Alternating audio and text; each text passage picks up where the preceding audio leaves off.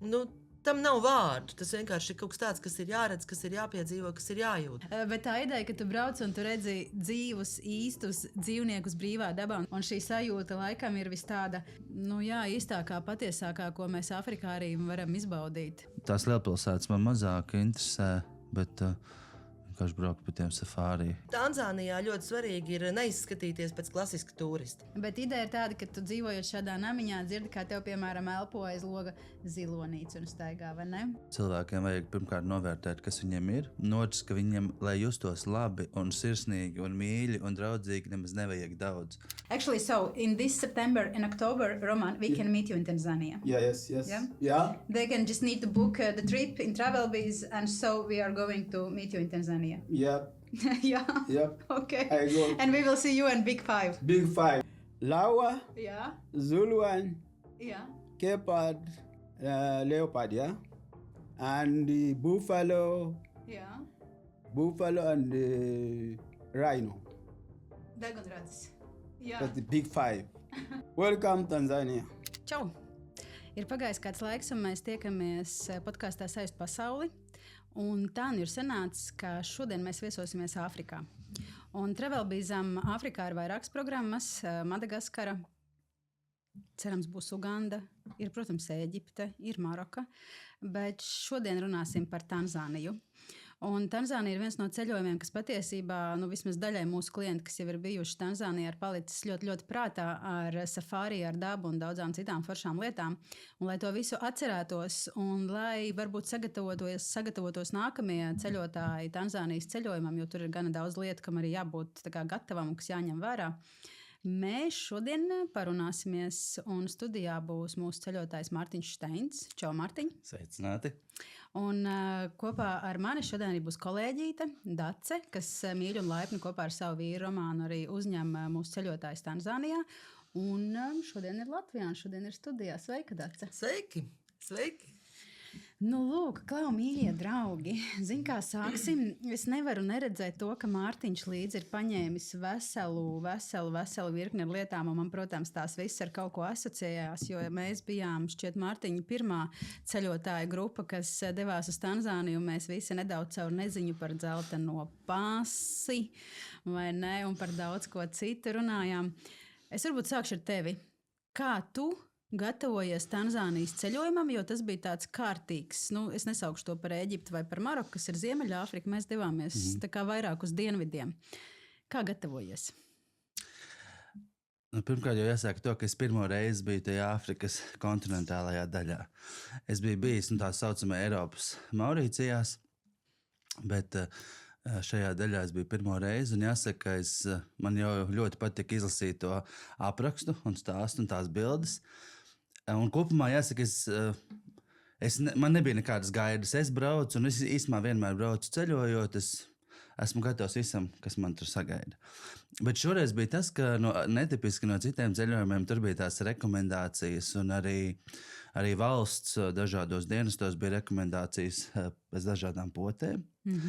Un es kaut kā nolēmu, ka varbūt dažas potes vajadzētu uztaisīt. Un tad es tās arī uztaisīju, un arī bija rekomendācija par pēc tās dzeltenā druģa pasas, bet es pie reizes arī Covid un tīfu, un ko nu man tajā laboratorijā un ģimenes ārsts teica, to es visu sapotēju.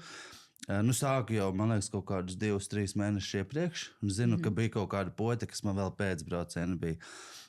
Tad, protams, bija malārijas tabletes jādzer. Tā, bet tīri no tāda praktiskā viedokļa es esmu bijis tādā, es iedomājos tāda silta valsts, kur tāds apģērbs, tur nebija nekāda problēma, to visu salikt. Es tā pēdējā dienā piekrāmēju koferu, un mums arī bija diezgan neierobežots, man liekas, tas daudzums līdz ar to. Tīri tehniski, es zinu tikai tagad, šodien es zinu, ko es nepaņēmu līdzi. Bet tādas svarīgākās lietas visas es biju paņēmis līdzi. Jo, lai kādu nemulsinātu, pirms ceļojuma vienmēr ir informatīvās vēstules, ko aģentūra izsūta, un tur, protams, ir stāsts gan par malāriju, gan par malārijas tabletēm, lietot, nelietot katra cilvēka, kā saka, darīšana. Arī faktiski dzeltenais drudzis nav obligāts, bet ieteicams, un mūsu ceļotāji lielākoties, man liekas, šķiet, mēs visi bijām vakcinēti un visu to arī darījām, tā kā tās ir tādas praktiskas lietas, kam mēs gatavojāmies. Dacei savukārt, varbūt, ja mēs ar Mārtiņu devāmies ceļojumā, tad tu jau, Dacīt, dzīvo Tanzānijā. Un tu varbūt uz to visu raugies jau krietni citādāk nekā mēs turistiņā vai mūsu cilvēks aizbrauc turistiņā. Bet atceroties tavu pirmo ierašanos Tanzānijā, kas bija lūk šīs pirmās mulsinošās lietas? Arī vakcīna, arī tabletes, un taču tabletes tagad noteikti nedzer. Kas bija tās lietas, kas varbūt tev bija tāds sākums? Es neatceros, ka būtu kaut kas tāds, teiksim, ar ko Mārtiņš minēja, tajā noskaņu gamā kaut kas tāds, kas būtu mulsinājis. Es pirmo reizi uz Tanzāniju aizbraucu kā balta lapa. Es pat nebiju bērnībā. Bez vakcīnām, redzi? Mēs vakcinējamies šī bez vakcīnām. Es pat nebiju lasījusi tās, ko daudz ir lasījuši padomju laikā izdotās apvāršņu sērijas grāmatiņas.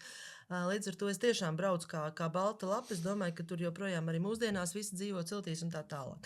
Attiecībā par vakcīnām, es toreiz aizgāju pie infektologa uz konsultāciju, lai saprastu visu, kas ir tiešām tas, kas ir nepieciešams, kas ir rekomendējoši un kas ir jau sekundāri rekomendējoši. Jo, ja mēs pilnīgi nopietni runājam, tad tas, kas tiešām ir nepieciešams un kur arī mēs visiem iesakam, kas interesējās par Tanzāniju, tas ir malārijas risks, tās ir malārijas tabletes, un visiem iesakam aprunāties ar savu ārstu, jo tikai cilvēks pats kopā ar savu ārstu var pieņemt to īsto lēmumu, kā pareizāk rīkoties.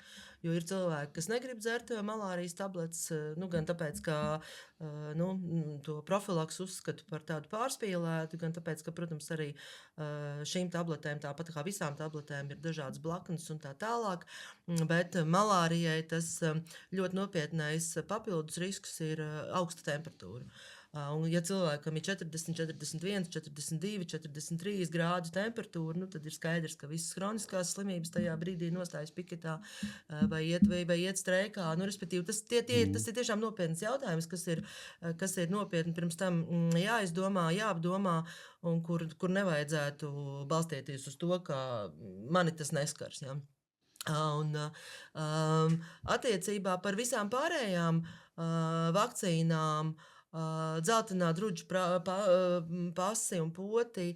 Tanzānijā nav dzeltenais druģis, Tanzānija neprasa. Tanzānija prasa tad, ja tu ierodies no dzeltenā druģa valsts. Līdz ar to, ja, piemēram, pasē būs zīmoks, ka tu īsi pirms Tanzānijas brauciena būs bijis kādā dzeltenā druģa reģiona valstī, tad visticamāk pajautās. Ja tu brauc iekšā caur Keniju, arī pajautās, jo Kenija ir dzeltenā druģa zona, un Tanzānija rūpīgi skatās, lai Tanzānijā netiktu ievests. Ja. Bet tas, kas ir, ko iesaka vakcīnas, ko iesaka uz visiem ceļojumiem, kas ir ārpus Eiropas, tas ir AB hepatīts, jo tas ir stāsts par ūdeni. Ja. Līdz ar to tā rezumējot to vakcīnu un veselības drošības stāstu, tad malārija ir tas, par ko ir jādomā. Pārējais ir rekomendējoši arī ņemot vērā, cik tu vispār daudz ceļo, un tā sakot, viena vakcīna. Bet katrā gadījumā svarīgi arī saprast, ka vienreiz uztaisot dzelteno drudzi, tas mums ir uz visiem laikiem, mēs iegūstam šādu pasītu, un mēs varam doties uz citām Āfrikas valstīm, ko mēs kā ceļotāji iespējams arī, ja patīk šis kontinents, arī dosimies un darīsim. Un runājot par malārijas tabletēm, bez tādas koķitērijas mēs lietojām, mēs katru rīt draudzīgi pēc brokastiņa vai brokastiņa laikā ēdām savu tabletīti, un ja kādam no rīta nebija līdzi, mēs viens ar otru padalījāmies, un tad nākamajā dienā kāds atdeva parādu, jo tur bija konkrēts skaits, kā viņas ir pirms ceļojuma laikam 2 dienas ceļojuma laikā, un pēc tam vēl pēc ceļojuma bija mēs to visu darījām. Tā kā saudzējot sev paši, tā kā tas bija tādas lietas. Cik tu, Dace, gadus dzīvo šobrīd Tanzānijā? Precizējot, ja kāds tevi nezina, nesaprot, tad kāpēc tu un Tanzānija? Cik es gadus? saku 5, Romāns saka 6. Tātad 5 vai 6, neviens vēl īsti nezina, kaut kur pa vidi ir taisnība. Ja? Kaut kā tā, jo tas bija 20. gads, kad es tur pirmo reizi aizbraucu un pirmo reizi aizbraucu kā turists un atgriezos un dzēru kārtīgi arī malārijas tabletes tā kā turistam pienākās, un tad sākās Covid, un tad es strādāju attālināti no Āfrikas Eiropai, un tā dzīve attīstījās tā, ka tagad ir labs jautājums, kas es esmu latvieta Tanzānijā vai Tanzānieta Latvijā. Kā izskatās, Mārtiņ? Es teiktu Latviju Tanzānijā. Man izskatās, ka jūs abi vispār esat Tanzānijas noskaņās. Arī no tā, kā tu stāsti par Tanzāniju, un kā es domāju, nevajag pazaudēt to. Bet tā robeža paliek aizvien, kas saka, šaurāk. Man vispār šķiet, ka esmu ar 2 tanzāniešiem. Jā, es esmu uzvilcis, es nopirku Tanzānijā vairākus apģērbus, un šis ir viens no košajiem apģērbiem. Vai tev Latvijā bieži sanāk kaut kur viņu uzvilkt bez šāda raidieraksta un vēl kaut kur Es vasarā šeit uzvilku, jā, saulainā vasarā, jā.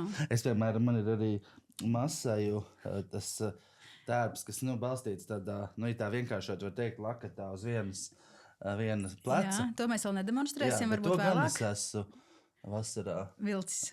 Nē, es gribētu uzvilkt vasarā tagad. Šovasar. Labi. Jā, man ir mugurā tanzāniešu sieviešu tradicionālā kleita, kanga. Tad, kad es sāku dzīvot Tanzānijā un Romāns teica, tev būs jāvalkā kangas, es domāju, kas ta nu būs. Tagad sāks man norādīt, ko man ģērbt un ko man neģērbt. Bet ļoti ātri es apjautu, ka tas ir viens ļoti ērts apģērba gabals, kā es saku, maisveidīga kleita ar caurumu galvai un rokām. Plāns materiāls, vējā plānta nav karsts, ātri izžūst. Un tas ir viens moments, tas praktiskais. Un otrs, protams, ka tas ir stāsts par drošību. Jo, ja tu esi apģērbies kā vietējais vai Tanzānijā ļoti svarīgi ir neizskatīties pēc klasiska turista. Jo, ja tu izskaties pēc klasiska turista, tu uzreiz dabū zīmogu, un tev ir gan drošības riski, gan cenas reiz 10, sākot no reiz 10, un vēl visādas blaknes. Ja tu izskaties nesaprotam, kā, piemēram, Mārtiņš izskatījās Tanzānijā nesaprotam, ja, kad viņam pat, kur tas bija ostā, drošībnieks, pat pievēra acis uz to, ka viņš fotografēja to panorāmu, ko nedrīkstētu fotografēt.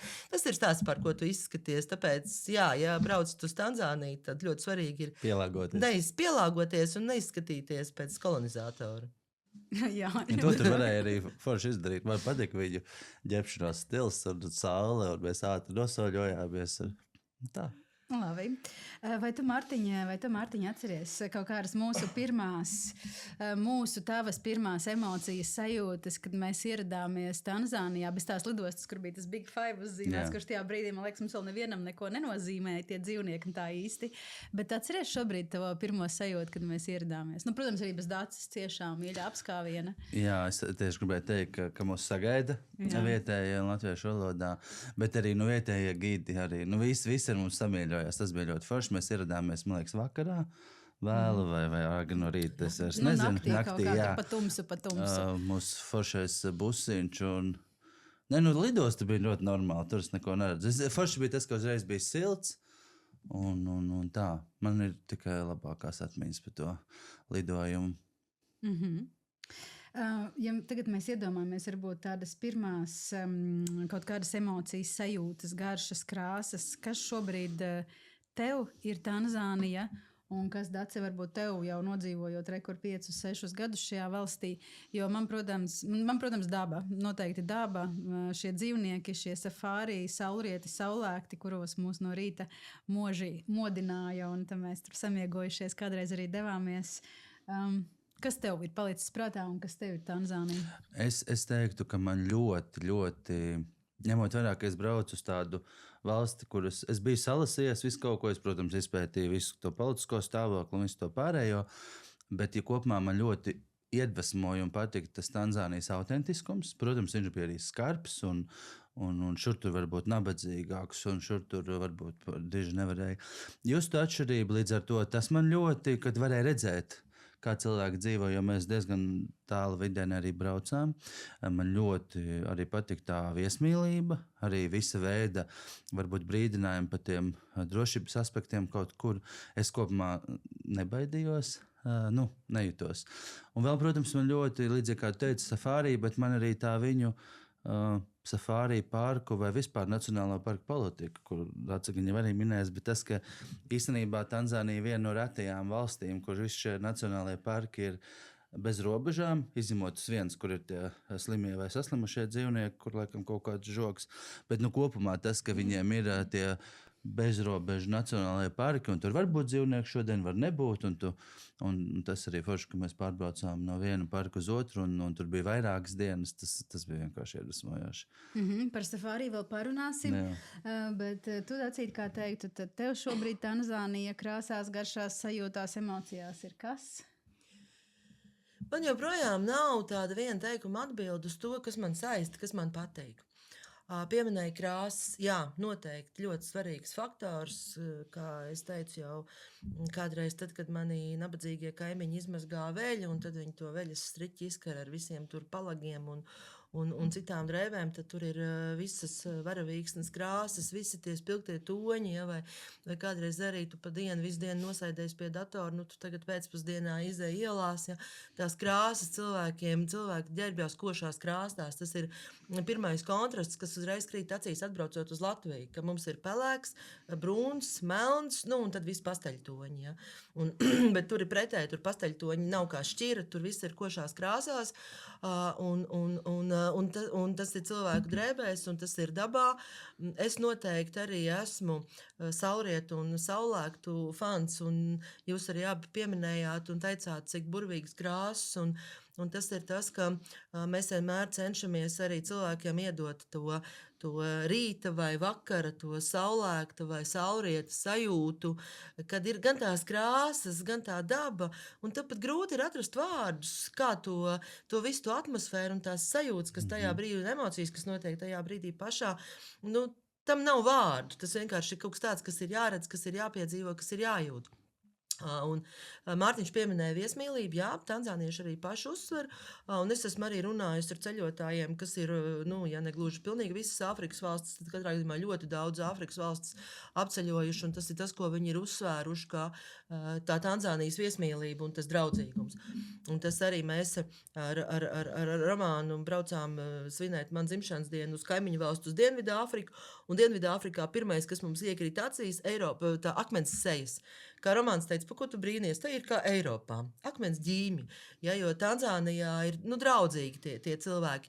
Protams, nekad nedrīkst aizmirst, ka tur kaut kāds 0,01 vai varbūt pat mazāk arī cilvēki, kas nav gluži ar tik siltiem un jaukiem nolūkiem, bet tas kopumā tā cilvēku viesmīlība. Bet, ja tā lielās līnijās, tad, protams, ka tā ir tā savvaļas daba, un es joprojām abrīnoju, man ir respekts, pietāte, milzīga patikšana un vēl visāda emociju kokteils par to, kā cilvēki spēj sadzīvot ar savvaļas dabu. Un tā savvaļas daba ir tāda, nu, diezgan aktīva, ja mēs runājam par lielajām dzīvniekiem, kā ziloņi, vai tie paši plēsēji, lauvas, leopardi, gepardi, ja? Bet to, cik organiski cilvēki spēj sadzīvot ar dabu. Jā. Nu, te mēs arī varētu paskaidrot to, ko nozīmē, mēs runājam par safari. Ja cilvēki nav bijuši Tanzānijā vai nav piedzīvojuši safari, viņi laikam nesaprot. Bet tas bija tā, ka mēs no rīta pamodāmies, nomazgājām mutīti, izberzējām actiņas, iekāpām lielās mašīnās par džipmašīnām. Tās varētu saukt, uz mūsu grupu tās bija 2. Un šoferīši, un tiešām parku un vietējie gidi, zinoši cilvēki veda mūs, nu, tiešām plašās teritorijās. Mēs braucām ar mašīnu, kur nav logu, kur nav jumtu, varēja laikam dabūt, varēja nolaist, bet idejas, ka mēs braucām vienkārši vērot dzīvniekus. Tā kā mēs varētu iekāpt džipā, braukt pa pļaunu, meklēt stirniņas un zaķīšus. Tā kā tur mēs meklējām jau Daces nosauktos šos dzīvniekus. Un laikam tā sajūta, kad mēs ieraugam brīvā dabā pirmos tieši tā šos ziloņus, degunraža antilopes. Redz, kā mēs sākumā pa pirmo antilopu baru priecājāmies, beigās mums viņas bija tik tālu, jo antilopes tiešām ir kā stirnīgs Latvijā. Bet tā ideja, ka tu brauc un tu redzi dzīvus, īstus dzīvniekus brīvā dabā, un tas ir kaut kas kādreiz no bērnības, no tiem nacionālu vai ne tiem raidījumiem. Un šī sajūta laikam ir vis tāda, nu tāda... Nu jā, īstākā, patiesākā, ko mēs Āfrikā arī varam izbaudīt. Nē, nu, es teiktu, ka tie safari bija brīnišķīgi. Nu, tas bija labākais, ko piedzīvot, arī no tā, ko es biju lasījis tādos žurnālos vai mācījies geogrāfijas stundā. Bet arī es piekrītu atzērīties saulrieti. Man atmiņā ir spilgti tas viena vakara saulrietis vienā no tiem nacionālajiem parkiem, kur mēs apstājāmies tajā parkā, kur tā lidosta mazā ir, jā, tur pār tiem kalniem tā saule gāja tā kā rietēja un tās stirnu ģimenīte gāja pāri zebru ģimeni ārpēc. Un tas bija iedvesmojoši. Es zinu, kad arī kolēģi teica, ka daži kā līdz asarām tādam ir. Un tajā pašā laikā arī es biju viens no tiem, kas visus Indijas okeāna saulēktus arī sagaidīja. Cik ļoti arī viņi dažādi atšķīrās. Bet pašos tajos safāri es esmu pilnīgi tas, ka viņi ir tik ļoti, dabiski saglabājušies. Šur bija ugunsgrēks. Mēs redzējām sadegušus dzīvniekus. Šur kaut kādas cīņu pēdas no dzīvniekiem. Tas viss bija vienkārši fenomenāli. Un arī vairāk tie skati. Es atceros tos daudzos žirafju skatus, kur bija tā kā tādās. Tiešām tās bildes ir tādas paskatītas. Vēl mēs varētu precizēt, mēs te runājam par lielo piecinieku Big Five. Par ko mēs runājam? Mēs divus neredzējām, bet tā klasiski tā ir lauva, tas ir leopards, tas ir degunradzis, tas ir zilonis, tā nav žirafa, bet bifelis. Jā. Mēs redzējām bifeli, mēs redzējām lauvas. Bifējus arī diezgan, kopumā vairākus, un redzējām ziloņus. Ziloņus, lauvas. Man liekas, ka jūs iespējams neredzējāt leopardu. Bet leopardu mēs vairākas reizes meklējām, jo tās mašīnas bija apstājušās, un mums bija tie binokļi, mēs riktīgi citīgi meklējām. Es atceros, tas man ļoti patīk tas pirks. Jā, jo mēs pazaudējām leopardu pēdas. Tanzānijas tajā daļā tie degunraži nebija. Tie ir citos parkos. Bet jā, mēs meklējām tāpat. Azarts bija pareizi. Un mēs, man liekas, arī redzējām, kā ir slavenais Big Five, lielais piecinieks, bet tad ir arī neglītais piecinieks. Kurš neglītais piecinieks? Neglītais tagad nedodies, neizgāsties, noskaitīt visu bez špikera. Neglītais piecinieks ir hiēna, ir marabū, ir antilopa gnu, ir hiēna. Nilzirgi, ne? Nē. Un tad man tagad vajadzēs špikeri. Bija marabū putns, maitulija, hiēna, gnu, un pagaidu, un kas bija piektais? Te man vajag špikeru. Jā, te man vajag špikeru. Es jums uzzināju par tādu topu. Jā. Ir jau daudzas valstis, kur liek tajā Big Five, arī citi liek tur citu, nevis leopardu, vai, piemēram, ir žirafe nav, citur ir. Žirafe ir Tanzānijai nacionālais dzīvnieks. Tāds ar to graciozitāti skaisti. Jā, žirafes brīvā dabā bija ļoti skaisti, cik viņas graciozi pārvietojās un kā viņas tur koku augšējo daļu ēda ļoti skaisti. Un pāri ceļam staigā un viss apstājas. Vēl jau, Klauda, acīt arī par to, par ko mēs runājām, šie nacionālie parki. Mums ļoti bieži bija tās saucamās toaletes pauzes bušos, vai ne? Un par šiem drošības noteikumiem, par ko arī tu, par ko arī kolēģi vienmēr norāda, tas nav tā vienkārši izkāpt no mašīnas, iešu čurāt. Un arī atceries to vienas brokastis, kur mums Daci un viņas vīrs pasniedz rīta kafiju vienās brokastīs, un mēs bijām pie tāda kā Purva ezera, un tur bija stāsts par to krokodilu var iznākt. Mums bija jāstāv nevis ar muguru pret ezeru, bet ar skatu uz ezeru, lai tu tā kā arī pats visu laiku redzētu.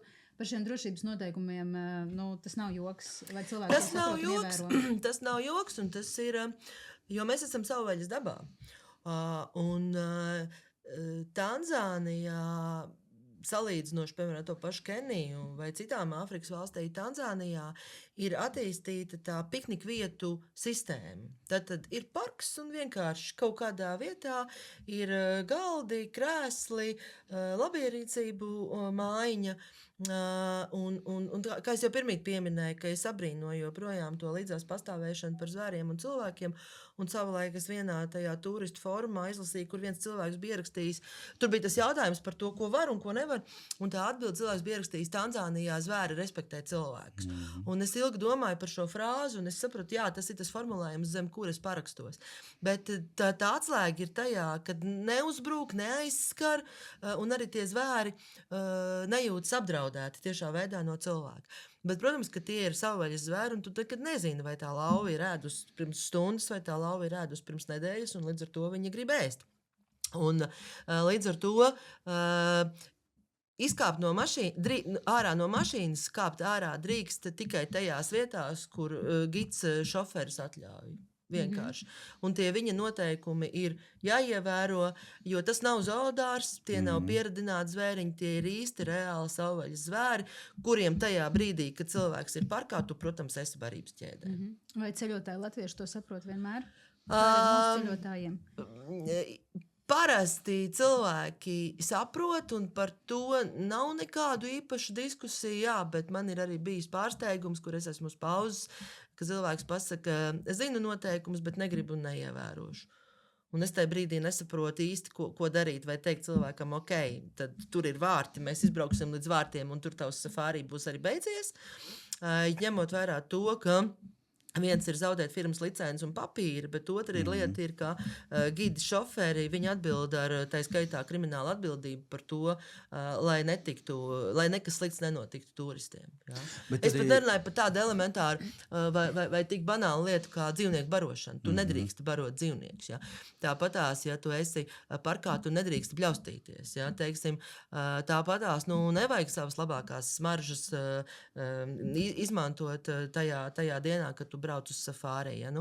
Mēs visi jau, es domāju, no dzīves, no dabas zinām, daudziem ir arī mājās mājdzīvnieki, un tie pamati ir skaidri, un līdz ar to ir tās elementārās lietas, un tad ir tas, kur, kā es teicu, ir jāklausa tas, ko ļauj vai ko neļauj gids šoferis, jo tas ir stāsts par drošību. Un tur vēl bija viena piebilde par apģērbu. Kādā apģērbā nevarēja būt, jo man tieši tie rītā bija tajā krāsā. Nevajag melns un tumši zils. Patīk cecemušām. Jā, tā kā, ja dodās safārī un negrib cecemušas, tad nevajag tumši zilu melnu. To noteikti nevajag, jo vienkārši pašam, kodīs būs nepatīkam. Cecemušas kož apmēram tā kā Latvijā dunduru siena laikā nav patīkam. Ir arī teksti, ka nevajag sarkanu vilkt, jo tad zvēriem ir vēsturiskā atmiņa no masajiem, kas vēsturiski, lai puika kļūtu par vīrieti, bija jānogalina lauvu. Tagad tās tradīcijas ir mainījuši, viņiem tur ir rituāls ar govi. Bet jā, tas, ko iesaka, ir arī ne baltu, bet tās ir dabas krāsas, bežs, haki, brūns. Tur var izmantot latviešu pasteļtoņus iecienītos. Nē, un es atceros, ka mēs lasījām ziņas vai kaut kādus tos portālus, un arī bija atsevišķas informācija pie tiem ieejas. Ka tur ir jau arī lauvas aplosīti cilvēki, ir viss kaut kas. Nebiedē cilvēks. Nav bieži, bet tādā ziņā, ja tu esi bezatbildīgs, tie nav latvieši. Jā, bet arī tas nav bieži, bet kopumā tādi gadījumi ir. Tur vietējo izpratnē visbīstamākais dzīvnieks ir zilonis. Zilonis banānus sauž pa 25 km, un ja teiksim, tev mašīnā būs augļi, un ja viņš gribēs, viņš atnāks. Ja? Tas ir arī tas stāsts, ka, piemēram, guļot parkos vai pie parkiem, ja tu nopērc augļus, tad pēc tik, cik tu vari apēst un apēd. Netais krājumus, ja? Jo tas ir risks. Ja tev atnāk mērkaķi, tas vēl ir pupu mīzes. Bet, ja tev atnāks zilonis izdamalēt, tad tur nevienam neliksies, ka maz. Ja? Un tas, kā es teicu, vietējo izpratnē zilonis ir bīstamākais zvērs, jo viņš var atnākt izdamalēt māju. Gan tad, kad ir stāsts par sausumu un parkos pazūd dabiskās ūdens tilpnes, tad ziloņi nāk gan uz apmetnēm, pie cilvēkiem, ja tur meklēt, kā tikt klāt ūdenim, un te ir arī vietā, nevietā. Te ir arī vietā, teikt, ka nevietā ir cilvēku, kas ir ļoti tālu no savvaļas dabas un kas grib palīdzēt. Tagad mēs te izrakstīsim dīķīti vai vēl kaut ko, ja. Lasīju vienu pētījumu, kur bija eksperiments, vairs neatceros no kuras valsts. Bet tie bija baltie cilvēki, kas bija ieteikuši arī kaut kādā Āfrikas vietā tagad ierīkot tur dīķi, jo savādāk tiem nabaga ziloņiem redz tā migrācija, viņiem grūti, kā tad viņi tik tālu iet, pa dabu jārūpējās. Un tas viss beidzās ļoti slikti, jo tie ziloņi nekur nepārvietojās, viņi tur dzīvoja, tur mūžam vairs zāle neaugt, kā tur viss tajā reģionā ir noplēsts, nomīdīts, izdemolēts un tā tālāk. Ja. Lauvas kaut kā ļoti labi sadzīvo ar cilvēku. Es atceros tos pētījumus, es vēl pēc tam lasīju, ka, es domāju, kā uztur to autentiskumu, bet tur jau ir arī, ka nedrīkst tur diezgan augsti sodi, ka tajos parkos, ko tur roku un ceļmalās tur izgāž atkritumus, tur ir diezgan... Jo atceries tās, Mārtiņa, vienas naktsmājas, kur mūs ieveda mūsu, tu sauc viņas par loģām, Dacenu namiņos, ja? Un tur bija saucamie vietējie rangeri, kas ar ieročiem staigā un visu laiku skatījās tā kā teritoriju. No sākuma likās, ka tas kaut kāds tā kā bišķiņ joks vai no filmas, bet tad palika tumšs, mūs aizveda visus diezgan organizēti vakariņās, un tad diezgan organizēti veda katrs savu namiņu, un tā ideja par to, ka apkārt ap namiņu tumsā tur gan staigā, gan tie ziloņi, gan tas bife, jā, gan tie bifeļi staigā. Cūks taču. Jā, nu, ka Tas tie jau dzīvnieki- bīstams Kristiāna. bija. Un, Es nezinu, nu, tas ir tikpat bīstam, cik Latvijā Es meža atceros, ka cūka. tur Nu, bija ja tie mammai bērni bifeļi. būs nekna. Un lauvas bija cilvēki, kā redzējuši Jā, nu. mūsu Jo to, ka sērijā. tie pērtiķīši staigāja, tas jau tur daudz neskaitījās. Un arī atceros, ka mēs gulējām vienā namiņā, mēs dzirdējām ārā, un kāds loks ir. Loks nav stīkls. Ja? Tātad namiņi faktiski man liekas vispār bija no, tā kā, no papīra un no brezenta. Un logu vietā bija tie sietiņi, un tā bija tāds namiņš ļoti jauks. Bet ideja ir tāda, ka tu dzīvojot šādā namiņā, dzirdi, kā tev, piemēram, elpo aiz loga zilonīca un staigā, vai ne? Tā kā tā bija īstā vide, kādā mēs Bet tajā dzīvojām. pirmajā loģā bija vispār brīnišķīgi. Es domāju, tur mēs ļoti daudz dzirdējām, tā kā visas tos dzīvniecības. Bet tas, kas man tur patīk, tur es pirmo reizi arī sajūtu tādas rūpes ne tikai no mūsu gidiem, bet arī no tiem vietējiem masajiem. Jo man likās ļoti interesanti, ka viņi to celiņus visus ir perfekti nokaisījuši. Mēs izējām viņi atkal Un nevis kāpēc? nokaisījuši, bet ar to. Nu, ar smilti. Jā, nu tā kā nogrābuši. Jā, nu. Un tad mēs uzzinājām, ka tas dēļ čuskām un, Jā, un citiem. Jā, jo izrādās Tanzānija ir arī pasaulē indīgākās čuskas. Mambas, kas Un tur atceries vēl mūsu baseinu, ka vienmēr pirms mēs gājām Jā, baseinā, jā, vienmēr vietējais rangers, vai nosaucam, kā viņi gribam latviešu valodā, šis cilvēks atnāca pārbaudzīja, vai baseins ir drošs, vai Es drīkst jutos peldēties. ļoti aprūpēts. Vai ne? Nu, man nekas nebija. Tas, ka es atceros, mēs ieradāmies un tur aizgājāties zirnekļi, tas bāriņš nelielais. Zirnekļi ne, bet Ziloņi, jā. Ziloņi, es jau domāju. Ziloņi, un arī tās visas dušas bija pilnīgi flīzētas un tā, ka tur nu varētu, tas, lai tu redzi tās, Nu jā, tur galvenais, čusku lai tu maziņa redzi. vai liela vai Lai kā. tu redzi, jā, jo, piemēram, Tanzānijā, to starp pilsētās, to starp Darasalāmā, neviens tā pa zaļu mauriņu pāri neslāja. Jo tu nezini, kas tur var būt tajā zālē. Tāpēc ir tās smilšu taciņas, kur tu redzi, kur tu liec kāju. Un latvietim arī tad, kad es pirmo reizi aizbraucu, man likās, nu, vai tu pie mājas nevar kādu mauriņu vai kādu zaļumiņu? Nē, nevar. Tas ir stāsts par to drošību, jo, ja tev tur ir smilts, nu, respektīvi, tev nav zaļa zāle, un tu redzi, kas tur ir, līdz ko tev tur būs zaļš mauriņš, nu, tā tie riski aug, jo tu, kā man romāns vienmēr, tagad jau es to pati zinu, bet tad, kad sākās mans Tanzānijas stāsts, ka man viņš vienmēr aizrādīja, un viņš teica, nevis viņi pie tevis, bet tu pie viņiem esi atnākusi. Tu esi viņu mājās. Tev ir jārespektē viņi. Tev ir jāpieņem to, ka te ir viņu mājas, viņi te dzīvo. Un tā ir pilnīgi cita domāšana. Ja? Bet tev, Dacīt, šajos gados, es tā domāju par to, kas varbūt, kur, labi, es atceros, mēs braucām ar laivu pa upi, un tas viens brīdis, kur, es nezinu, krokodils bija kaut ko tikko apēdis, viņam bija liels gaļas gabals mutē, un tas nav zoodārs, mēs to saprotam, tāda kaut ko viņš ir noķēris Vai un arī, ka apēdis. gribās ūdeni, tā kā... Nedrīkst. Tā kā Ir tāds karsts silts laiks. Jā, un tad es atceros arī viens no pirmajiem vakariem, arī tās pašas laivas, kur mūs aizveda, kur tie nilzirgi bija, un man liekas, tu vai kāds cits vēl bija sastāstījis, ka nilzirgs ir ļoti bīstams, jo tas Nu ir jā. viens tāds Jā. koties, un galvas nav. Bet tā jau arī bija. Un es zinu, ka tā laiva pietuvojās tam baram un bija diezgan bailīgi. Laikam tas bija vienīgais, kad es tā kā, man likās, ka man ir bailes, jo visādi citādi man tā kā īsti nebija Bet bailes. Nilzirgi arī ir bīstami dzīvnieki. Nu, re. Tava bīstamākā situācija šo gadu laikā, un kad tev licies, ojoj, šitas ir tā, nedraudzīgi vai tiešām bailīgi? Man romāns reiz teica, ka es esmu interesants cilvēks. Mājās es no vis kaut kā baidos, bet savānā, kāpēc tu savānā nebaidies? Viņš man teica, es varu aiziet ar plikām kājām. Man vienmēr ir ļoti patikusi daba. Es bērnībā vasaras pavadīju pie kolkas, tā saucamās kolkas omāmas. Ja, tas ir teritorija mūsdienās Slīteres rezervāts. Tajos laikos tur bija Krieva armija un tā bija slēgtā zona. Tur bija zvēri vairāk nekā cilvēki. Man ļoti patīk. Un es tajā brīdī, kur Rainim ir tas dzejolis, ja tu pasaules daļa atbildīgs par visu, es tajā brīdī jūtos kā pasaules daļa. Un man tajā brīdī nav bail. Es nezinu, kāpēc. Es apzinos ar prātu to, ka es esmu barības ķēdē, bet man liekas, ka tie riski dzīvojot pilsētā, dzīvojot civilizācijā, tie riski, ka kādā brīdī tev var, nezinu, mašīnu uz trotuāru uzbraukt virsū, viņi ir daudz lielāki nekā tur.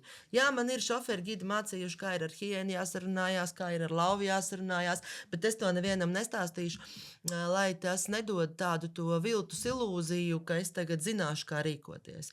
Kā mēs rīkosimies situācijā, mēs neviens nezinām. Mums Latvijā šobrīd māca, kā ar lāci runāties, jo lāči nāk pilsētā. Jā. Ja? Tā kā tu zini ar hiēnu lauvu, mēs par lāčiem, mēs kaut ko zinām. Jā, vajag mācīties, kā runāt.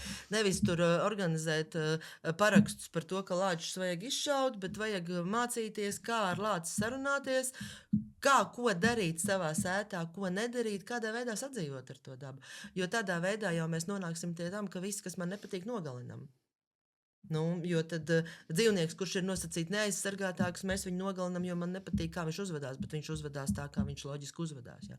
Un tad mēs brīnamies, ka rodās cilvēki, kuri grib nogalināt otru, tāpēc, ka man nepatīk, nezinu, acu krāsa, deguna forma vai vēl kaut kas. Tā ir ļoti bīstama tendence, tāpēc es saku visu cieņu Tanzānijai. Tie paši Kenijas gidi ir brīnījušies, kā tas var būt, jo Kenijā visur ir žogi, ja viņi pārņemt ar žogiem un šaujamajiem. Ja? Un kā tas var būt, ka nav žogu? Lūk, nav. Un nenāk tev tā lauva sētā. Ja? Zilonis nāk, ja tu attiecīgi, tad ūdens, vai tu attiecīgi neproti augļus sakārtot tā, kā vajag sakārtot.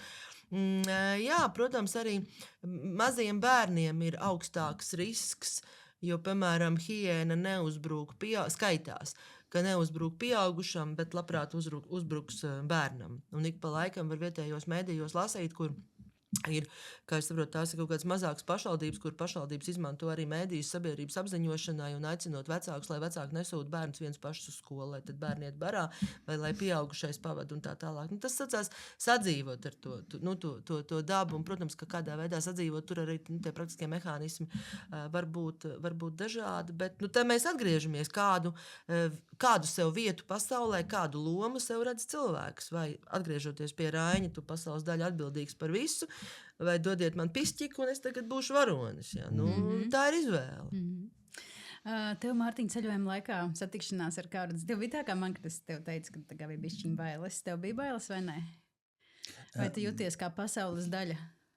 Es jāsaka, es neko nepārspīlēju, es ievēroju visus noteikumus, bet es laikam negribēju satikt čūsku. Es, kad uzzināju, ka tur ir pasaulē indīgākās čūskas, es biju ļoti, tā teikt, staigāju pa tām taciņām un skatījos, kur lieku kāju. Bet jāsaka, pārējie dzīvnieki, arī tie mūsu safari džipi, es visur jutos droši. Mēs arī, protams, bijām saskatījušies visādus TikTok video, kur tur izrauja. Bet tad izrauja no auto, bet tie visi ir tiešām tādi galēji gadījumi, un es tur piekrītu, ka arī par tiem lāčiem problēmas jau sākas tur, kur cilvēki ir viņus pabarojuši, un tad viņus pieradinājuši, un tad netiek galā līdzīgi, kā tur ir kaut kādi ciemati vai ko turisti tur kaut ko viņiem nodara. Līdz ar to, līdz ar to es...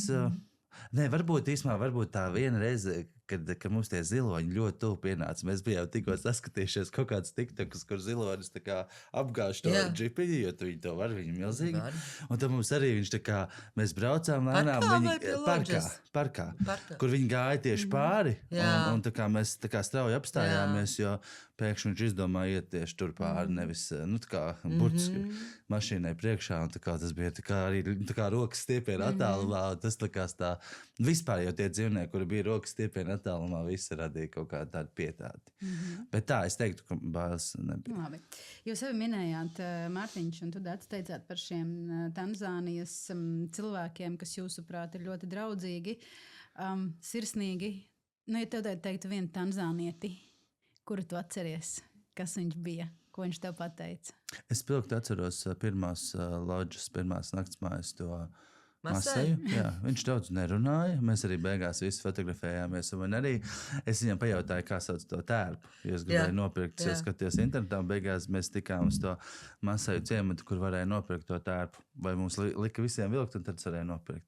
Bet tas, kas man likās viņā, ka Viņš vispār netraucēja, bet mēs jutāmies visu laiku sargāti. Viņš staigāja pa tādu lielu perimetru, viņš visu laiku tos staciņas sargāja, viņš nejautāja, kad mēs iesim uz basēnu, viņš jau tur tā kā bija jau Tā kā apsteigās. Jā, un līdz ar to man ļoti atmiņā viņš palicis. Viņš arī bija tāds, es tagad neatceros, mēs jautājām, cik viņš vecs, man liekas, vai tik viņš nebija mana vecuma, bet arī īsumā mēs, ka beigās vēl arī atceros parunājām, ka viņi stāstīja, ko tik viņi dzīvē reāli nav darījuši, lai ieņemtu kaut kādu statusu savā ģimenē vai kopienā. Tur īstenībā tie stāsti diezgan skarbi, tie nav nekādi viegli un tā.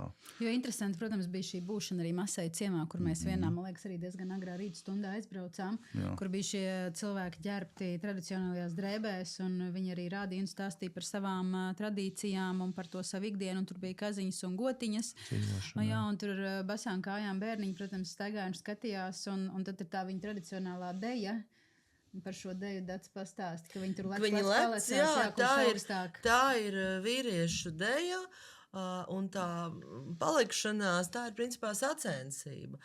Jo tad, kad ir vairāki puiši, kuri vēlas precēt, ir tā viena meitene, kurai ir vairāki precinieki, tad ir sacensība. Un kurš uzlec augstāk, tas uzvar tajās sacensībās. Jā, tā nav sieviešu deja, tā vīriešu rāda. Latviešiem ir kaut kāds teiciens, ka tik neuzlec augstāk par savu kuru gala pareizi, bet viņi riktīgi lec, kurš augstāk. Viņi lec, viņi var uzlekt augstāk. Mēs arī lēkājām. Bet nē, man arī tas ciematiņš iedvesmoja. Arī no tā, protams, viņi stāstīja to skarbumu, kā bija kādreiz, ka bija tā lauva jānogalina, tagad tas vairs nav. Bet arī tas, ka viņiem ienāk tā globalizācija, ir kas aiziet, ģimenes ir lielas, ir kas aiziet, ieprecās, nezinu, amerikāņos vai eiropiešos, un tā viss kaut kas pamēnās. Bet, tur varēja just to autentiskumu arī visās tajās mājiņās, ko viņi tur dzīvo, kā viņi veido to savu ikdienu. Bet jāsaka, daļā gadījumā nevarēja uzbaigo nabadzību. Likās arī mēs, ka jautājām, viņi teica, ka viņiem tā kā, patīk, ir ok, viņi ir apmierināti to. Citur varbūt kaut kur vidienē, kur, tu redzi, ka tur varbūt nav tie materiāli vai citādāk, bet ja ir dažādas situācijas. Padomājam par Tanzāniju, cik kuram ilgi ir šī pieredze. Kā Tanzānija jūs ir mainījusi? Tev, protams, tas ir gadu garumā. Mēs, Mārtiņ, varam padomāt par to, kā mēs turistiņā aizbraucām uz 2,5 nedēļām un ko Tanzānija mums iemācīja. Man noteikti pašai tajā savā kaut kādā mirklī vienmēr prātā paliks viens no namiņiem, viena no loģām, ka tu jau esi noguris, esi nobraucies, diena ir bijusi gara. Un mēs ieejam namiņā un pirmais, ko gribās dušu, un ieejam dušā. Un tur tek 3 strūklas, un es atceros, ka es stāvu, man jau gandrīz jau birst asaras, un es domāju, ja es gribu mājās, ko es šeit daru. Un tad tu tā sapurinies un domā, ok, ir tās 3 strūklas. Un atceros, ka mēs pēc tam runājam, ka iebraucot jau nākamajā tajā namiņā, tad tu vairs nedomā, ka 3 strūklas ir slikti. Tu jau to novērtē. Un šī pieredze, vispār Āfrika, kas ir Āfrika, Tanzānija vai Āfrika, Madagaskara, šīs, kā saka, tālās valstis, viņas jau māca kaut kādas pilnīgi citas lietas un saprašanu par to, ka, lai justos tāds, man liekas, tāds laimīgs, galīgi daudz ko nevajag, vai drīzāk vajag maz. Es tieši tā ir mana atziņa, ka es Tanzānijā saprotu, ka īsumā cilvēkiem vajag pirmkārt novērtēt, kas viņiem ir. Otrs, ka viņiem, lai justos labi un sirsnīgi un mīļi un draudzīgi, nemaz nevajag daudz. Un, tā ir laba saruna, tas ir vienkāršs ēdiens, tas ir kaut kāds auglis vai tiešām tas siltais vakars un skaisti saulrieta. Īstumā nevajag neko ļoti daudz. Protams, varbūt vajag aizlidot uz Tanzāniju, tas prasa daudz, bet kopumā es domāju, tur daudz lietas likās tādas. Arī, piemēram, man kā skolotājiem, mēs pa ceļam skatījāmies visas tās skolas, un šur, man liekas, arī tā kā ceļmalā piestājām, un visi bija baltos, skaistos kraklos. Nekā tas, ka viņiem vienkārši dēļ tā karstuma, tur nav logu un tā, un bija arī šur tur tie digitāli ekrāni, pat bija tā kā redzam kaut kādi, un tā nebija nemaz, es pieļauju, vienkārši viņiem ir citādāks, tas arī klimats, viņi nevarētu nosēdēt mūsu skolās, ja katru dienu 30 vai 40, un šeit ir vēl karstāks. Līdz ar to jā, dažreiz nevajag daudz, lai justos labi. Ja tu sev iedomājies kā latvieti, un šobrīd pēc cik daudziem gadiem latviete no Tanzānijas, tad kā Tanzānija tev ir mainījusi? Mainījusi ļoti. Viens ir tas, ja tā vispār tā ļoti plaši un tā ļoti filozofiski uz to visu skatās, tad, labi, es neteikšu varbūt, ka pilnībā, bet lielā mērā man nav bail no rītdienas. Jo tu apzinies, cik viss ir trausls un jebkurā sekundē viss var zust, un ir lietas, ko tu nevari ietekmēt, un iespējams tas nāk caur to, ka par ko ir ikdienā lielākais uztraukums? Par ūdeni un elektrību. Piemēram, mums arī tad, kad mēs ar Romānu precējāmies Latvijā, bet tad, kad mēs svinējām kāzas Tanzānijā ar Romānu radiem, tad līdzīgi tā kā Latvijā mums ir, tā kā, lai vienmēr maize un sāls, jā, un arī pēc visiem senajiem senču ticējumiem, principā uz jebkura svinību galda vajadzētu būt maizei un sālim, lai netrūks nekad šīs lietas. Tad mums uz galda Romāna māsa nolika ūdens pudeli, lai vienmēr pietiek ūdens. Un tad es atceros, ka arī man liekas, tā bija tā pirmā sezona, kad es tur sāku dzīvot. Tajā laikā Daresalamā nebija līs pusgadu. Ja? Un pilsēta, tiem, kam bija spicas, tie bija privileģētie, respektīvi nabagi, kas bija saurbuši sev spicas, tie bija privileģēti, bet visi tie, kas dzīvoja ar publisko ūdensvadu, viņš bija tukšs, jo upe bija tukša un ūdens nebija.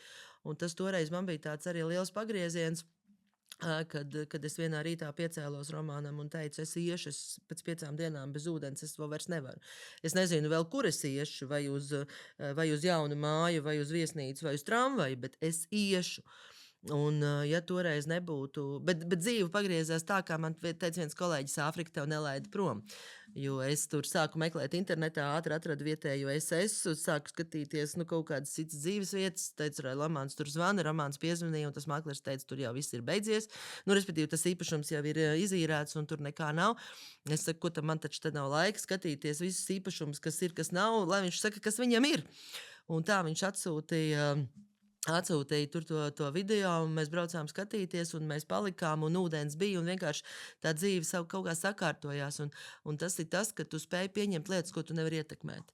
Ir tā vecā gudrība, ja izzāla man, tā sakot, ja dzīves lielākā gudrība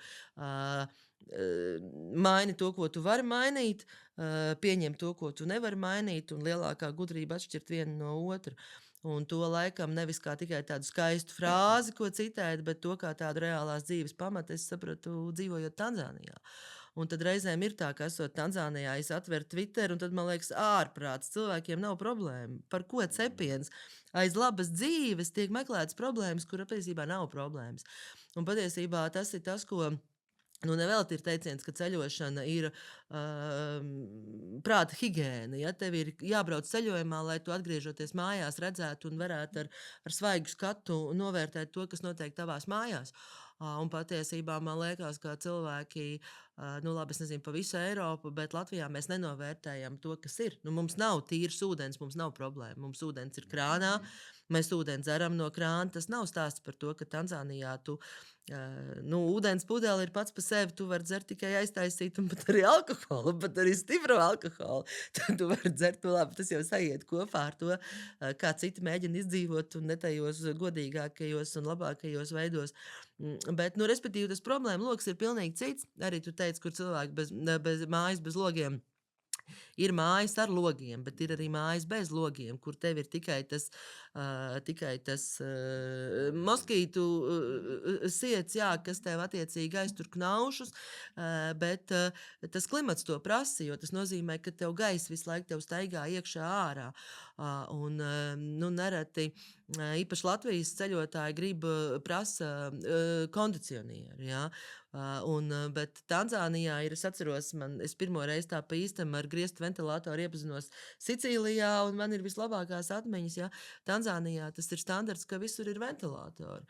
Kondicionieris jā. diezgan Un visu laiku arī reti, jāgriežās un tev dēļ tiem visu laiku modiem. griežās, un tev Jā. visu laiku ir vējš, tev visu laiku ir gaiss, ka naušiem nepatīk tas vējš. Tas nozīmē, ka tas arī strādā kā profilaks pret malārijas odiem, un tas viss aiziet vienā veselumā.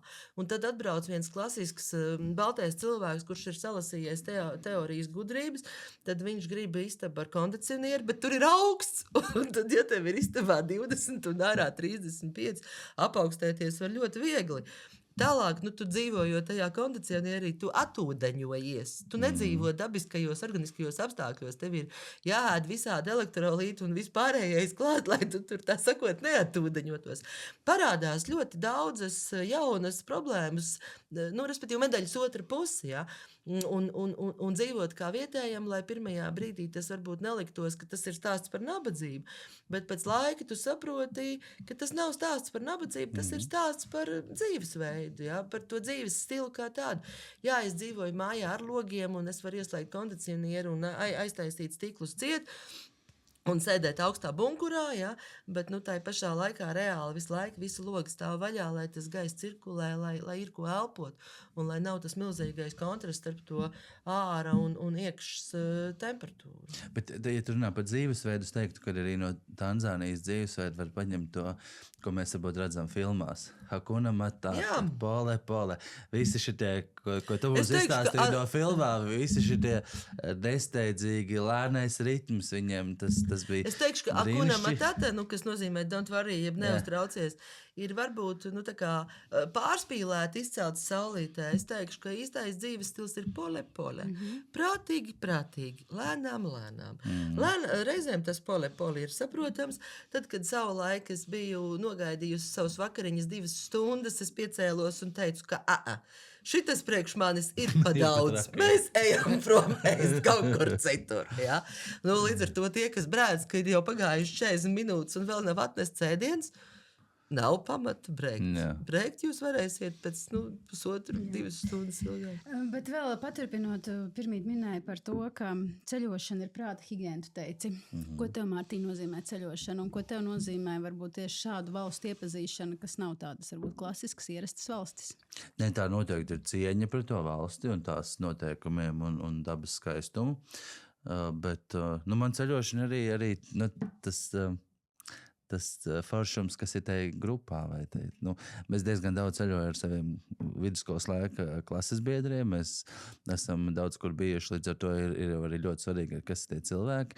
Jāsaka, ļoti svarīgi, ka mūsu Tanzānijas grupā tiešām mēs arī izveidojāmies par tādu labu grupiņu.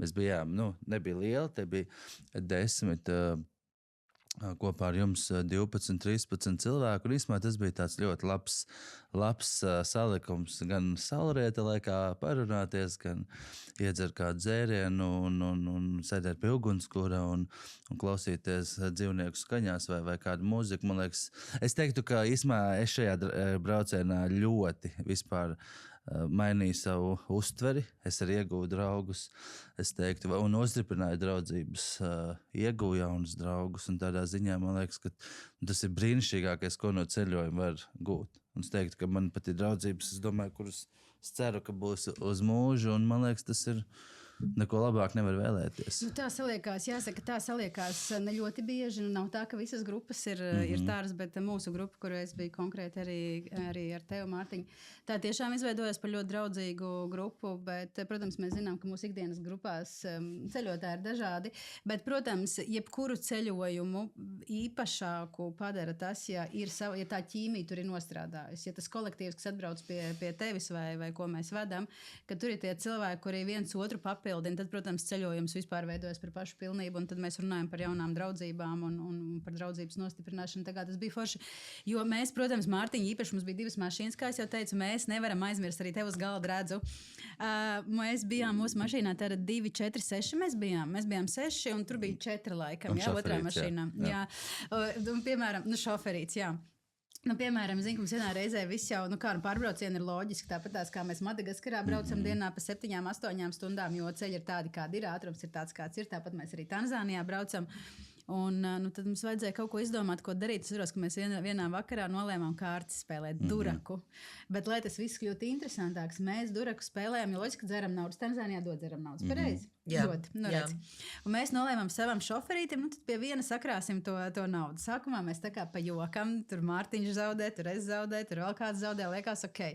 Tad, kad tu sāc zaudēt vairākas reizes pēc kārtas, tad tā nedaudz jūties paga, kaut kas te nav kārtībā. Bet vēl foršāk bija tad, kad mēs apstājāmies un mēs mūsu šoferītim teicām, kā tu domā, ko mēs darījām.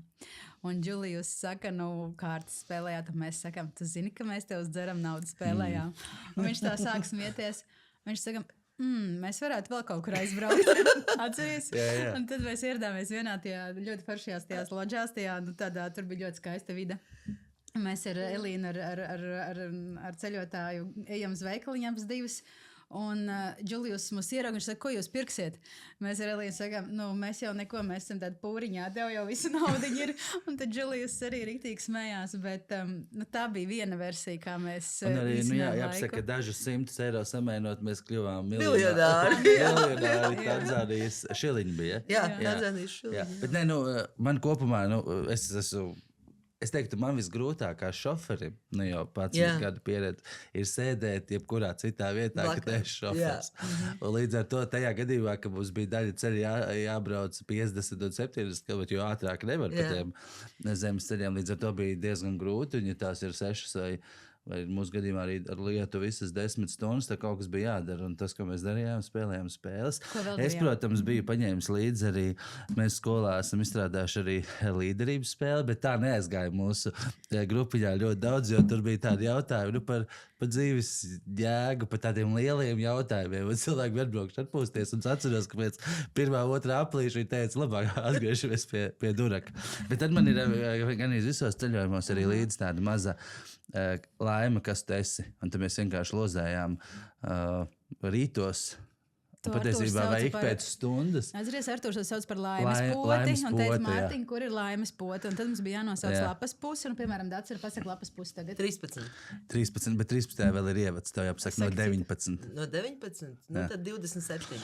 Jā, un tā, redz, 27, un tur izvēlēties vienu vai otru vai 3. Tā kā atziņas, ja tur izvēlēties kuru? Trešo. Tas ir Marks Tullijs Cicerons, romiešu politiskais darbinieks. Akla ir ne tikai laimes dieve Fortūna, bet dažkārt viņa aklas dara arī tos, ko ir aplaimojusi. Bet būt grēcīgam ir skaisti. Jā, un tā mēs lasījām katru rītu vai saulēktā, kuri piecēlās vai tajos pārbraucienos. Un līdz ar to, tādā ziņā man nav baigi jādomā, man vienmēr ir kaut kā, jo man bija arī līdz tumbiņa. Mēs ieslēdzām un klausījāmies visas Karaļa lauvas, tos mūzikas celiņu un arī cits dziesmas mums tur patīk. Un ja Tanzānijas ceļojumam būtu pēdējais kadrs, tad tas kadrs, atceries, tu atnāci pēc tam ar Romānu ar savu vīru, mums bija pēdējās vakariņas, mēs jums paldies pateicām, un tad mēs kaut kur pašķīdām, gulēt bija jāiet vai kas bija jādara līdz tai lidostai. Bet mēs savukārt bijām nolēmuši aiziet līdz Indijas okeānam, un tā sajūta bija tāda, es nezinu, kur Mārtiņš bija aizgājis. Mēs tā kā Mārtiņu gaidījām, mēs tumsiņā sēdējām palmās, un vienā brīdī skatos, Mārtiņš nāk no mājām, paņēmis krēslu, un aiz muguras vēl krēslu uz okeāna krastu. Un tajā brīdī mēs, kas tur bijām krūmos vēl kādi 3-4, mēs arī visi sameklējām, kuri krēsts, un mēs visi pāri tām smiltīm ejam uz okeāna krastu, neko nesakot, apsēdāmies Mārtiņam visi blakus, visi skatījāmies uz okeānu. Un tas bija mūsu noslēdzošais vakars. Tas bija gulēt. Tas bija ceļojuma noslēgums, un tas bija tiešām skaisti. Un arī Indijas okeāns jau bija brīnišķīgs. Mēs aizbraucām uz to saliņu. Viss arī tā pilsētas tirgus, atceros visas tās tradīcijas, kā viņi makšķerē un visu kaut ko citu dara jūras krastā un tādu. Jā, tā ir cita pasaule. To nevar salīdzināt ar Eiropu. Tas ir savādāk un tas, man liekas, arī tas plešs katram mums pašam tās pieņemības diapazona robežas. Ja? Nav jau obligāti uzreiz jāpatīk, vai tur jāgrib pie sevīm vai viss, bet tu redzi to, kas ir normāli citu vietu, kas tas ir, kā tas ir, tu līdz ar to tu paliec, principā, gatavāks dzīvē. Un ļoti forši bija tas, ka Tanzānijā tieši ļoti maz ir tādas tiešām turists nav ņēmis virsroku. Jo blakus Zanzibāra tur ir ļoti daudz, kas pielāgots turistiem, un tās viesnīcas izveidojuši visādi savus pakalpojumus, bet te mēs varējām ļoti just visu kaut ko, kas... Tāda bija arī programmā, Jā. un iespējams, ka tas ir arī... Protams, klients vienmēr saka, ko viņš grib un kā viņš grib. Klients ir karalis. Bet iespējams, ka tas ir mans faktors,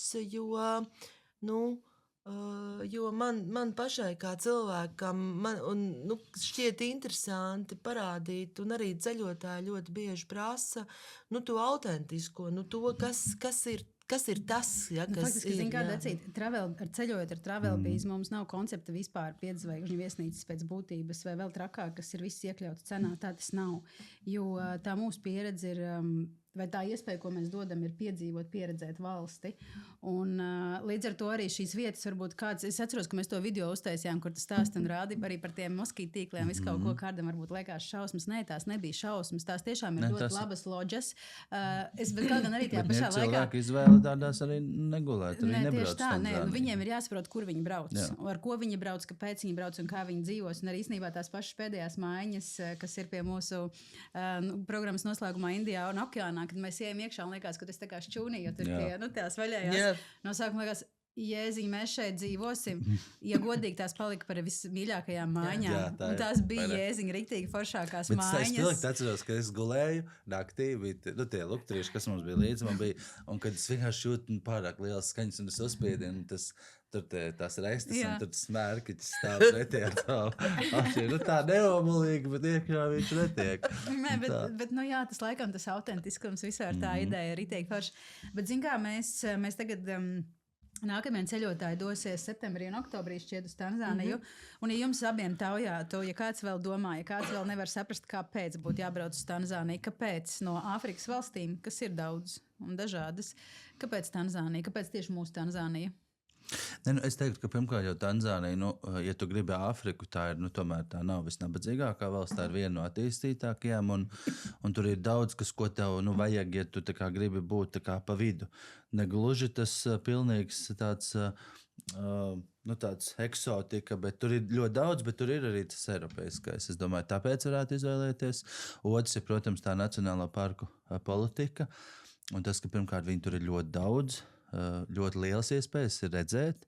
Protams, arī ir tie brīdinājumi, ka var neko neredzēt, bet īstumā, ja tu iedomājies tīri apzinoties, ka tie dzīvnieki var šodien vienkārši aiziet pat uz citu valsti pāriet, un viņiem tas tā kā ir atļauts, no tāda viņa perspektīvas tas jau ir ļoti brīnišķīgi, ka viņiem tās tiesības ir. Bet, tajā pašā laikā tur ir ļoti daudz ko citu var redzēt, un tādā ziņā, man liekas, tas ir brīnišķīgs galamērķis. Ko tu teici? Kāpēc ir jābrauc uz Tanzāniju? Kāpēc ir jāsastop tevi, tavs vīrs, un kāpēc ir jāceļo un jāpiedzīvo šī programma? Tā ir droša eksotika. Droši, tāpēc, ka droši, mēs ar Romānu rūpēsimies, lai jums būtu drošs ūdens, respektīvi drošība sākas ar ūdeni un šīm lietām. Tas ir droši. Un tā ir eksotika tādā ziņā, ka tas ir pilnīgi atšķirīgi no Eiropas. Tajā pašā laikā, manuprāt, Eiropietim Tanzānija ir ļoti viegli saprotama. Kāpēc? Tāpēc, ka tur ir ļoti liels kultūra miks. Ja? Jo tātad Tanzānijas Swahili kultūra ir kas? Ir senā persieši, mūsdienu Irāna kopā ar kontinentu afrikāņiem. Tad ir, protams, Zanzibāras, jeb, Omānas arābu ietekme, kas ir cits arābu virziens. Tad ir Eiropas kolonisti, vācieši, mums ļoti saprotami, un briti mums arī pietiekami saprotami. Un vēl Dar-es-Salām, piemēram, lielā mērā 19. gadsimta sākumā, 19. gadsimta beigas, 20. gadsimta sākums būvēja indieši. Ja, līdz ar to tur tas viss ir saplūdis tādā vienā lielā mikslī. To nevar salīdzināt ar Eiropas kosmopolītismu. Bet tas ir pilnīgi savādāks kosmopolītisms. Ja? Jo, Dar-es-Salām ir 6. lielākā pilsēta Āfrikas kontinentā un lielākā pilsēta Austrumāfrikā. Ja? Un Darsalāmā ir osta, līdz ar to tur grozās nauda. Un, teiksim, Darsalāmu nevar salīdzināt ar kaut kādu mazu ciematiņu vai kur nu vēl ar Masai tradicionālo ciematiņu, ja, kur cilvēki dzīvo ar tām cilšu tradīcijām. Man savā laikā, kā es jau teicu, kad es pirmo reizi braucu, es domāju, ka tur visi dzīvo ciltīs. Nē, tā nav. Ciltīs tradicionālo dzīvesveidu, nu, tur ļoti maz kas vairs dzīvo, ja. Jo Tanzānijā kopumā ir 120 ciltis, bet, nu, viņi visi ir urbanizējušies, nu tas ir tāpatās kā Latvijā, nu mums jau nevienam uz pieres nav rakstīts, kurš cēlies no latgaļiem, kurš no kuršu vikingiem, ja? Tāpēc es saku, tā ir droša eksotika un, protams, daba, protams, parki un tā daba. Un viena lieta ir paņemt kaut kādu tur dienas tūri, ieskriet dienas vidū, kad ir karsts un zvēri ir salīduši pa ēnām un tur uztaisīt selfiju un ielikt ķeks, es te biju, bet otrs ir reāli, tur būt to laiku, ja tā kā ir travel bijis piedzīvot. Tas ir piedzīvojums, tas ir stāsts, kas tev ir jāpiedzīvo, jo tās ir emocijas, sajūtas, kas mainās tajā brīdī organismā, kurām pat nav īsti vārdu. Un man ir arī tādi lieli ceļotāji, kas ir tur teju visu pasauli apceļojuši. Man ir teikuši, ka no visām valstīm, no visas pasaules, kur viņi ir bijuši, Tanzānija ir tas, kas viņiem ir palicis kā spilgtākais ceļojums. Un tas nav stāsts par 5 zvaigžņu viesnīcām. Ja grib, var organizēt arī 5 zvaigžņu grupu, bet tad ir jārēķinās, ka tas ir pilnīgi citā cena diapazonā, jo Tanzānijā nesen bija pētījums, ka Luxury ir visstraujāk augošais cenu segments, bet tas nozīmē, tie ir 25,000 ASV dolāru vienam par nedēļu. Nu, tad tev būs 5 zvaigžņu viesnīca, bet tas ir pilnīgi citā. Vēl arī atgriežoties pie tā jautājuma, ko piedzīvot, bet vēl arī tas, ka šī programma piedāvā, ka tu tiešām vari arī, ka tas nav stāsts, ka tu piebrauc, ieraugi glāvu un aizbrauc, ka tu tur vari stāvēt ar binokli, vērot un iespējams to leopardu arī gaidīt. Ka pat stundām ilgi, manuprāt, tas, ka tie safāri ir vairākas dienas, ir vienkārši brīnišķīgi vispār. Jo tur ir tik daudz lido no tā Zanzibāras, un viņi tur uz dažām stundām iebrauc un izbrauc. Un mēs gan bijām saulēktā, gan saulrietā, gan turklāt atceries, tie divi parki arī atšķīrās. Kā viens bija savāna, otrs vairāk bija, kur bija ļoti, ļoti pārredzams horizonts, otrs bija mežains. Šur tur bija dedzis, šur tur saules. Jo, teiksim, tas parks pie upes, tas ir atzīts par ainaviski skaistāko parku visā Āfrikā, jo viņš ir tīri no ainavas viedokļa, vis tā veģetācija, viņš ļoti atšķirās no savānas, Un, piemēram, man skolā savulaik mācīja, Āfrikā ir savānas. Man nemācīja neviens, ka tur ir kaut kāds bušs. Un romāns ir stāstījis, kad ir cilvēki, kas ir arī izbraukuši daudzus Āfrikas parkus un Tanzānijas parkus, un tad ir atbraukuši ar tekstu, es gribu redzēt, kāds izskatās bušs, jo tas nav krūmi. Bušs latviski tulkot būtu krūmājs, bet tas ir ne tikai krūmi, tas ir krūmi. Mūsu izpratnē tas ir mazi kociņi, tas ir zemās palmas, vai tur ir daudz un dažādi veidi vispār kopumā.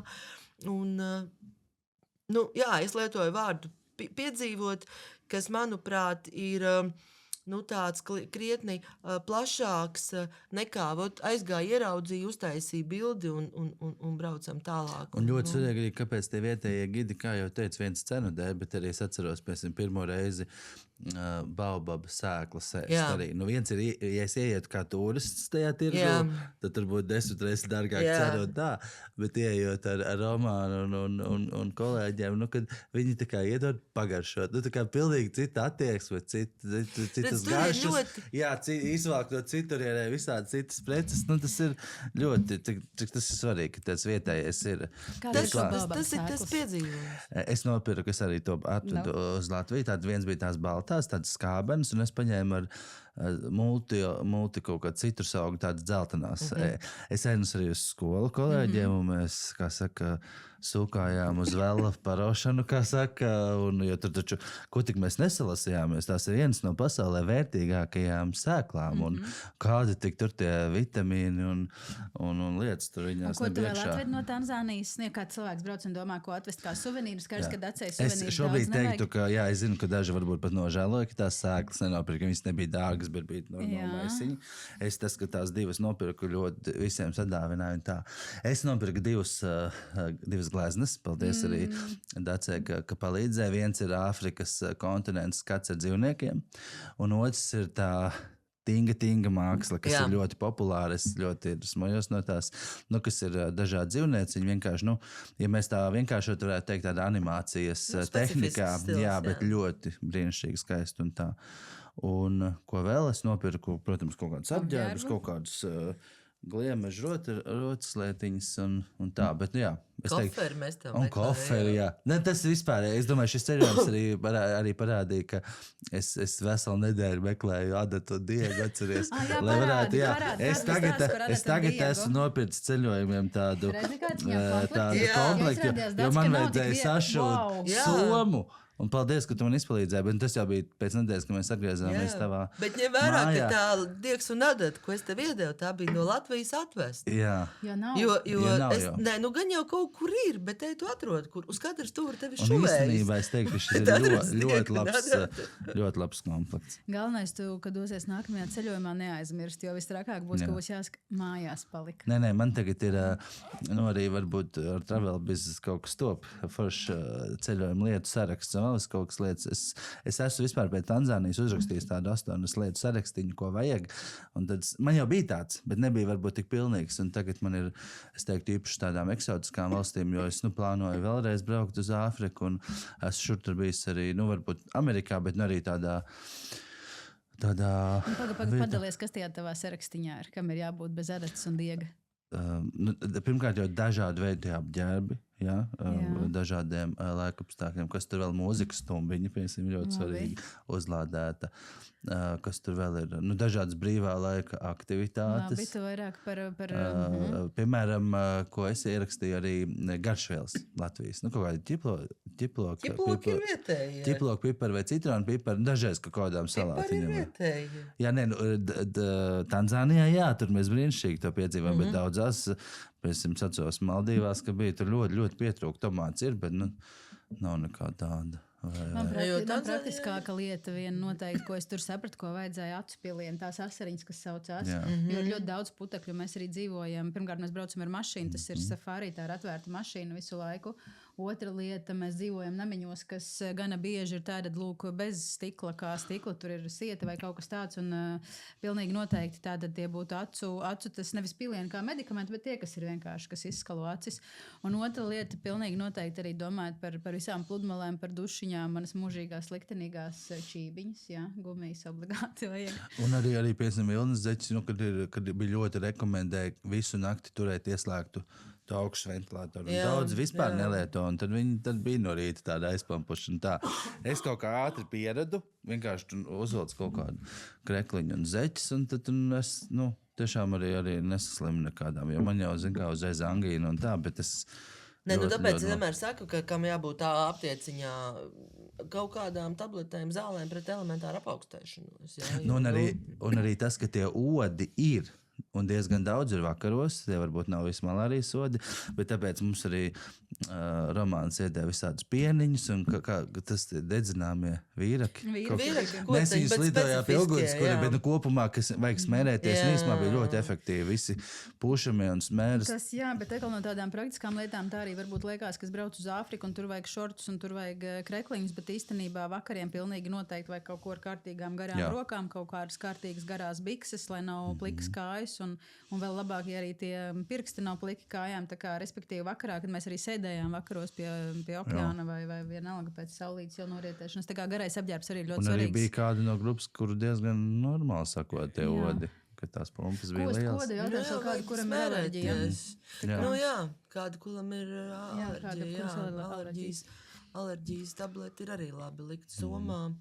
Jā, jo tad, ja iekož ots vai parādās mango, tad ir ko ir. Ja tu atgrieztos Tanzānijā, ko tu izdarītu?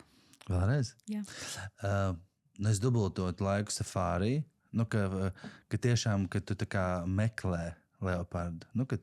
Jo tas arī, kas ir, tur bija dažādi veidi tie safārī džipi, mums bija, man liekas, visforšākais no visiem, kā mēs arī grupā secinājām, jo bija tādi, kur tu visu laiku sēdi, un brauc. Bet mums varēja pa vidu piecelties un pacelt to lūku un stāvēt. Tas vienkārši ir ļoti labs, izcils variants, ka tu vienkārši kurā vietā apstāji, tu izlien ārā un skaties. Es esmu nopircis vēl labu, jaudīgu binokli. Jo tur tas, atceries, ka tie tālie skati, kur nevar piebraukt, arī, ja tev ir džips, vai arī varbūt pat šur tur nedrīkst braukt, bet tu ar binokli vari redzēt, un īpaši, ka tie paši TikTok video un bildes, kur tas leopards skaisti vai kāds cits dzīvnieks guļ tajos palmās vai tajos kokos, jā, līdz ar to, ka tu vienkārši ar binokli vari redzēt. Es vienkārši, daudz vairāk. Es, protams, varbūt, ja būtu daudz līdzekļu, es nežēlotu pagulēt kādā, tajā loģā, kas ir iekšā, kur tev tie dzīvnieki tur steig apkārt, un varbūt kaut kādā, nezinu, tādā, Vēl eksotiskāk, jā, bet, noteikti tas nav stāsts par tām milzīgajām, bet, viņi jau piedāvā. Bet mums arī bija iespēja. Es teiktu, ka es varētu mierīgi. Tās lielpilsētas man mazāk interesē, bet vienkārši braukt pa tiem safāri. Jo tur cik bija 20 pāri, jā? Diezgan daudz ir. Visi Tanzānija vienos safāri parkos. 22 nacionālajā 22, jā. Un es teiktu, to nevar apgūt vienā reizē, ne no laika, jo mēs jau bijām vairāk naudas, kā 2 nedēļas, un mēs bijām kādos 4-5 plus vēl mēs vēl gājām tajā parkā, kur mazāk dzīvnieki, bet vairāk putni. Čūskas tur, kur kalnā uz to... uz Unglas kalnos. Jā, uz to ūdenskritumu. Un peldēties džungļu ūdenskritumu. Es gribētu atgriezties, lai vēl turpinātu tos citus parkus. Jo tur ir arī interesanti, ka tie parki ar kaut kādiem fokusiem, tur kaut kur ir degunraģu vairāk, kaut kur galu galā mēs nebijām ziemeļos, kur it kā domājām brīvajā dienā, ka varētu aizlidot, bet izrādās tā pārlidot tur 3 Latvijas. Tas vienā valstī, bet... Tanzānija ir liela ar savu apjomu, jā. Mēs sapratām, es noteikti turpinātu tos parkus. Jo Tanzānijā katrs parks ir ainaviski atšķirīgs, un braukt pa dažādiem parkiem, tu redzi katrā parkā kaut ko pilnīgi jauns stāsts veidojās, jā. Klauda, acīt noslēdzot šo sarunu, un ņemot vērā, ka ir vēl brīvas vietas, lai šogad jau dotos uz Tanzāniju septembrī un oktobrī un sastaptu arī tevi, kas ir tie tavi ceļavārdi vai tavs novēlējums, ja kāds vēl tiešām domā, kādēļ ir jādodās jau šogad iepazīt Tanzāniju? Brauciet, gaidām. Tanzānija ir tik dažāda, atšķirīga, daudzkrāsaina, daudzšķautņaina, interesanta, ka ir visas iespējas, lai Tanzānijas brauciens jums paliktu par mūžu spilgtāko ceļojumu. Es negarantēju, ka jums viss patiks, bet jūs redzēsiet tādas lietas, kuras nekad nekur citur jūs neredzēsiet. Jā, pilnīgi noteikti. Tanzānija var kļūt par tavu šī gada lielāko notikumu, un iespējams ne tikai šī gada, bet arī dzīves lielāko notikumu. Tanzānijas ceļojumu atradīsiet mūsu mājaslapā www.travelbiz.com. Paldies par šo sarunu Mārtiņam un Dārcei. Paldies. Paldies par Āfrikas noskaņām, un tiekamies nākamajā ierakstā. Paldies. Visu labu. Visu labu.